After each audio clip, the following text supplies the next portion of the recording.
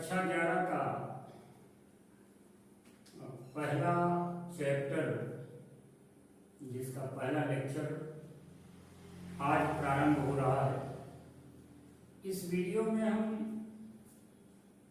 कार्बनिक रसायन यानी पार्ट सेकंड का अध्याय समावयवता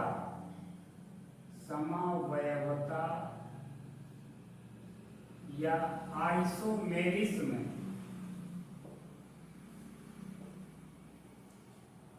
प्रारंभ कर रहे हैं।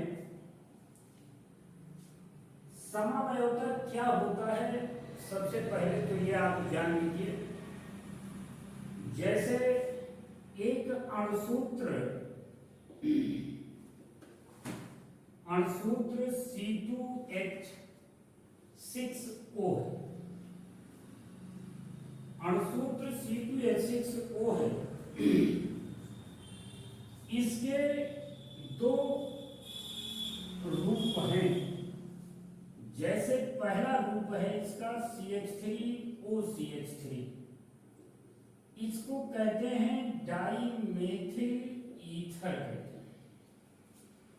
इसमें क्रियात्मक समूह OR है,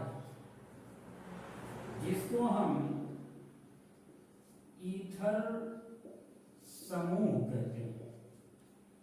इसका दूसरा समावयवी रूप जो है वो C2H5OH है, जिसको एथेनॉल कहते हैं। यहाँ पर ये जो क्रियात्मक समूह है वो एल्कोहलिक है। अणुसूत्र दोनों का C2H6O ही है, लेकिन इसके दो रूप पाए जाते हैं। CH3OCH3 डाईमेथिल ईथर, C2H5OH जिसको हम एथेनॉल कहते हैं, इसमें एल्कोहलिक समूह है। यानी अणुसूत्र तो समान है दोनों के, लेकिन संरचना सूत्र भिन्न भिन्न होने की वजह से इनके भौतिक और रासायनिक गुण भिन्न होते हैं। कार्बनिक रसायन में ऐसे कई उदाहरण हैं जिसमें अणुसूत्र तो समान होता है, लेकिन उनके संरचना सूत्र भिन्न भिन्न होते हैं। यानी ऐसे यौगिक जिनके अणुसूत्र तो समान होते हैं, परंतु उनके भौतिक और रासायनिक गुण भिन्न भिन्न होते हैं, उन्हें आपस में समावयवी कहते हैं और इस परिघटना को समावयवता कहते हैं।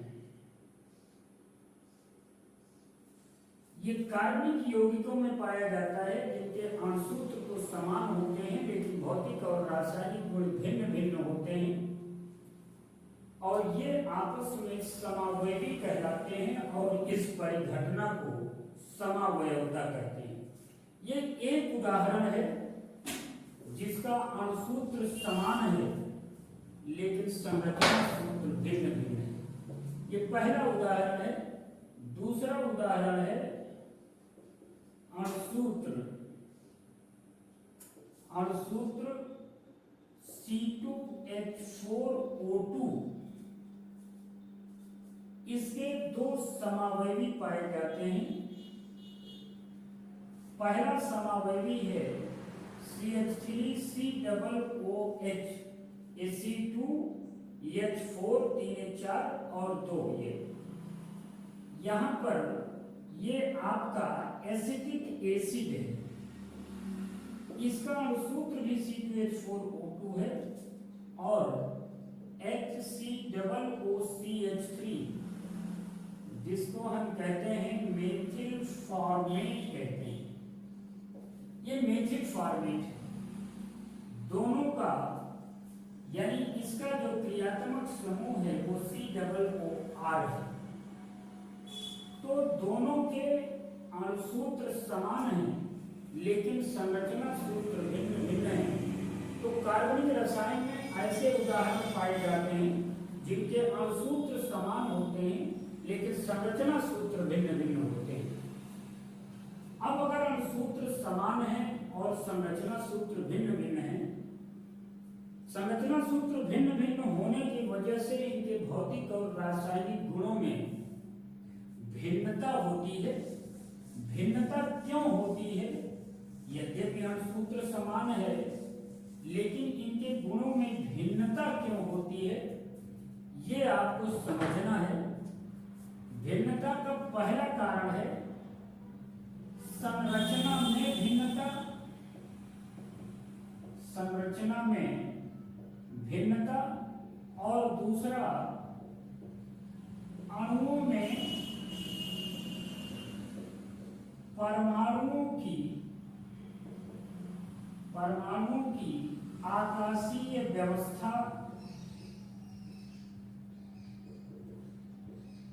आकाशीय व्यवस्था में भिन्नता। एक तो संरचना में भिन्नता होगी, दूसरा अणुओं में परमाणुओं की आकाशीय व्यवस्था में भिन्नता होगी। इसलिए इनके गुण भिन्न भिन्न होते हैं।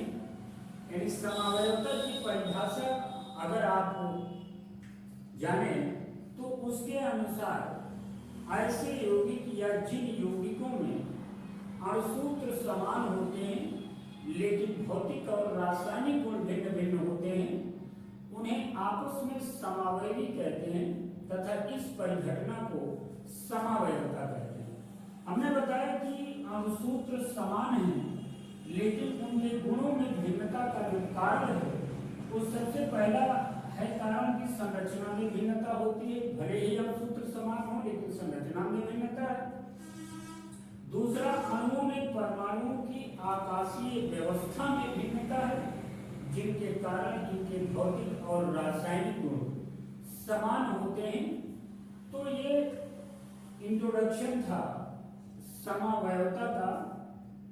अब अगले वीडियो में हम आपको बताएंगे कि समावयवता का वर्गीकरण क्या है, समावयवता कितने प्रकार का होता है, ये हम आपको बताएंगे अगले वीडियो।